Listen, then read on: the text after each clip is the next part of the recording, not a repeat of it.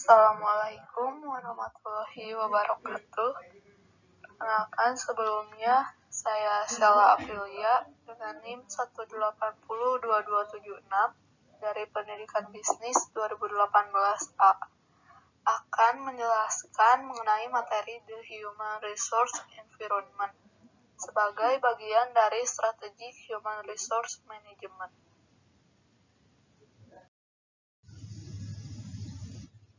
Adapun pokok bahasan yang akan dibahas nantinya, yang pertama mengenai teknologi dan struktur organisasi, kedua nilai dan tren sikap karyawan, ketiga tren manajerial, 4 tren demografis, 5 tren dalam pemanfaatan sumber daya manusia, dan keenam perkembangan internasional.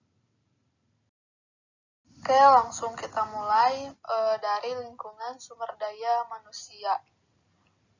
Untuk membuat keputusan strategis tentang sumber daya manusia, manajer perlu memindai lingkungan sebelum merumuskan strategi, karena berbagai faktor yang membentuk lingkungan sumber daya manusia dan pentingnya lingkungan hukum di sumber daya manusia.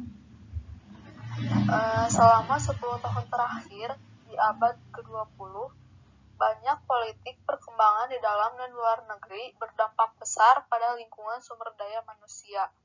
Sebagai contohnya, negara-negara Eropa menjadi pasar barang barat, pemasok tenaga kerja, dan pesaing bisnis bagi negara Amerika. Dan ekonomi lingkup komunitas Eropa menjadi kenyataan, seperti halnya perjanjian North American Free Trade Agreement atau NAFTA. Masuk ke pembahasan yang pertama mengenai teknologi dan struktur organisasi. Teknologi di sini, khususnya teknologi informasi, mempunyai pengaruh yang besar atau struktur organisasi dan sifat pekerjaan manajerial. Area utama bisnis, manufaktur, penjualan, keuangan, manajemen rantai pasokan, dan sumber daya manusia telah terintegrasi melalui sistem perangkat lunak di perusahaan. Teknologi informasi telah memungkinkan perusahaan memperoleh banyak manfaat seperti keuntungan efisiensi dengan waktu respon yang lebih cepat, manajemen inventaris yang lebih baik dengan koordinasi yang ditingkatkan, juga pengambilan keputusan yang lebih baik.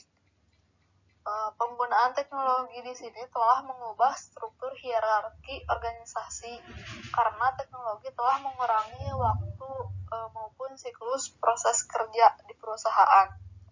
Perubahan dalam proses kerja ini memerlukan pelatihan yang direncanakan dengan baik dan program development untuk memastikan ketersediaan karyawan dengan keterampilan yang diperbaharui. Manajer untuk menjadi efektif dalam lingkungan seperti itu membutuhkan keterampilan khusus karena sifat penugasan manajerial dan peluang diperlukan untuk pengembangan manajer yang efektif untuk kebutuhan di masa depan.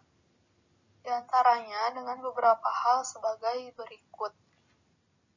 Yang pertama, pengaruh dari sumber daya sistem informasi. Organisasi di sini telah banyak berinvestasi dalam akuisisi perangkat lunak yang cepat dan memungkinkan untuk operasi yang berbeda, termasuk sumber daya sistem informasi, yang menyediakan fasilitas proses sumber daya manusia otomatis dan informasi langsung bagi pembuat keputusan.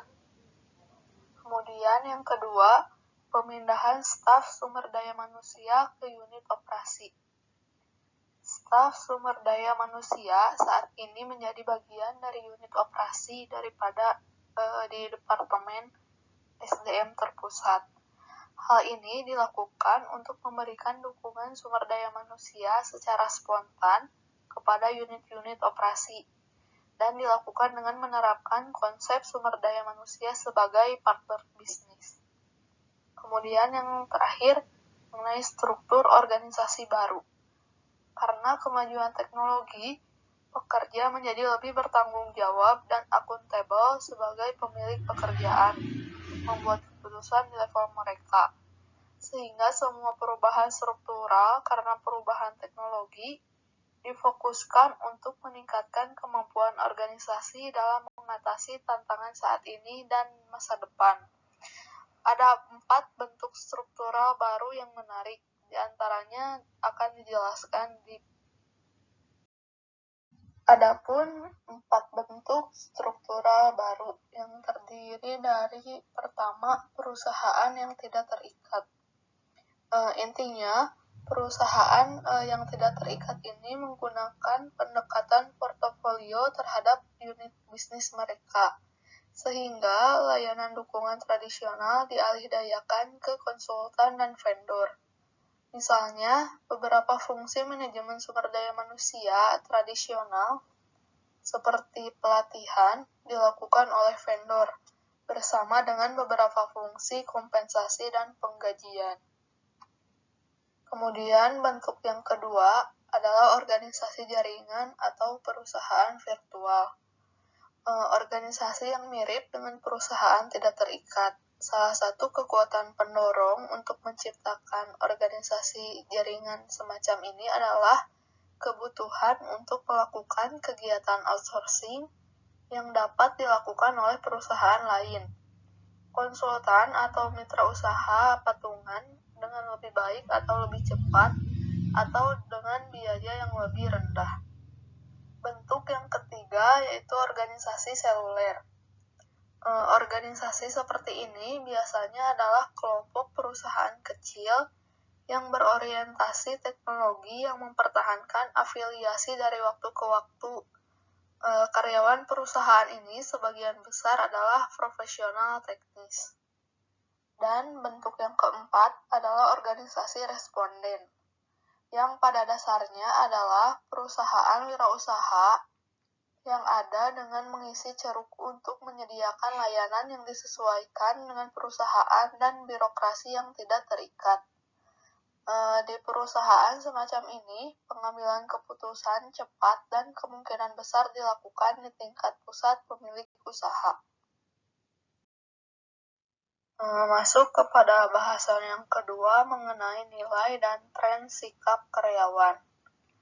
Nilai atau value di sini merupakan prinsip, standar, moral, etika, konsep, atau keyakinan yang memandu bagaimana kita membuat keputusan tentang dan evaluasi perilaku juga peristiwa. Keyakinan dasar bahwa suatu keadaan secara pribadi atau sosial lebih disukai daripada perilaku yang berlawanan dengan nilai yang telah ditetapkan. Kemudian attitudes atau sikap di sini merupakan perasaan positif atau negatif tentang objek, orang, atau peristiwa, sikap kurang stabil yang dibandingkan dengan nilai. Kemampuan karyawan untuk mempelajari keterampilan baru dalam menghadapi tantangan perubahan, fleksibilitas untuk menyesuaikan diri dengan lingkungan yang berubah, memiliki dampak yang signifikan terhadap lingkungan kerja organisasi. Sehingga penting untuk memahami nilai-nilai dan sikap ini untuk memahami lingkungan sumber daya manusia di masa depan.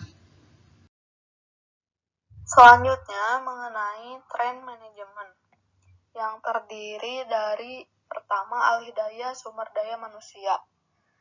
Sebagai salah satu kekuatan paling signifikan yang mempengaruhi fungsi SDM yang bertujuan untuk mendapatkan efisiensi yang lebih besar, layanan yang lebih baik, serta waktu respon dan efektivitas biaya yang lebih sedikit. Kemudian yang kedua, manajemen buku terbuka. Ini merupakan praktik berbagi informasi keuangan dan kinerja. Alasan manajer melakukan hal tersebut dengan keyakinan bahwa karyawan yang diberdayakan dapat membuat keputusan yang tepat. Kemudian yang ketiga, manajemen kualitas total atau total quality management. Merupakan pendekatan sistematis berbasis luas untuk mencapai kualitas tingkat tinggi dan dituntut untuk bertahan melawan tekanan persaingan antar perusahaan nasional maupun multinasional. Tujuan dari TKM ini adalah untuk memberikan nilai tambah bagi semua pemangku kepentingan dalam setiap aktivitas yang diperlukan untuk membuat perusahaan lebih efisien dan meningkatkan produktivitas. Keempat, manufaktur terintegrasi. Sistem manufaktur terintegrasi memberikan pendekatan baru ketika teknologi dan sistem manajerial ini digabungkan. Sistem manufaktur terintegrasi memiliki potensi untuk memberikan penyebaran informasi yang lebih besar, menghilangkan hambatan yang terkait dengan spesifikasi fungsional, mendorong kolaborasi untuk memecahkan masalah kualitas. Sistem ini membutuhkan pekerja berpengetahuan dan keterampilan teknis serta pemecahan masalah manajer untuk membuat mereka lebih efektif dalam pekerjaannya. Yang kelima, rekayasa ulang atau dikenal juga sebagai inovasi proses. Desain ulang proses inti. Rekayasa ulang membutuhkan koordinasi lintas fungsional dan melintasi batas-batas organisasi karena dapat mengganggu hubungan kekuasaan yang ada di dalam organisasi. Dan terakhir, manajemen profesional. Seorang yang profesional di sini membutuhkan bentuk manajemen yang berbeda, sering memiliki loyalitas organisasi yang rendah, memerlukan otonomi ruang, mengikuti kode etik dan standar profesi masing-masing. Selanjutnya mengenai tren demografis. Tantangan utama di dalam tren demografis itu terdiri dari yang pertama tenaga kerja yang menua, kedua keragaman ras, ketiga feminisasi yang lebih besar dari angkatan kerja, empat kekurangan tenaga kerja. Di sini maksudnya kelangkaan tenaga kerja yang terampil, dan terakhir membutuhkan layanan dukungan seperti penitipan anak untuk pasangan karir ganda di suatu negara.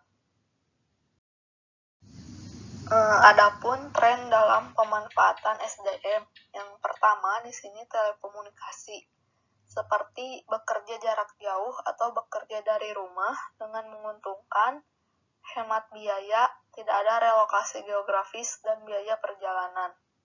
Kedua, relokasi pekerjaan yang terdesentralisasi.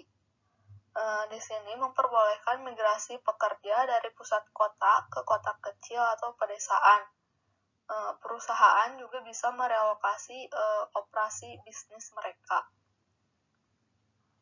Dan ketiga, meningkatnya perekrutan pekerja temporer dan kontingen.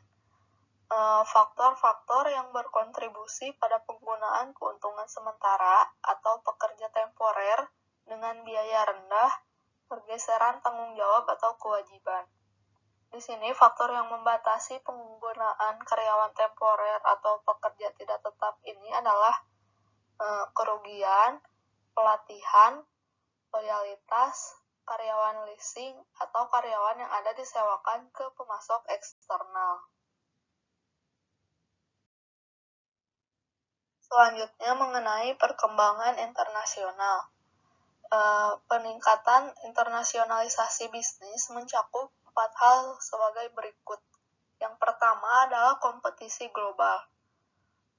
Perusahaan yang bersaing dalam basis global perlu menggunakan tenaga kerja kelas dunia untuk mendapatkan kualitas yang dibutuhkan untuk beberapa pasar produk.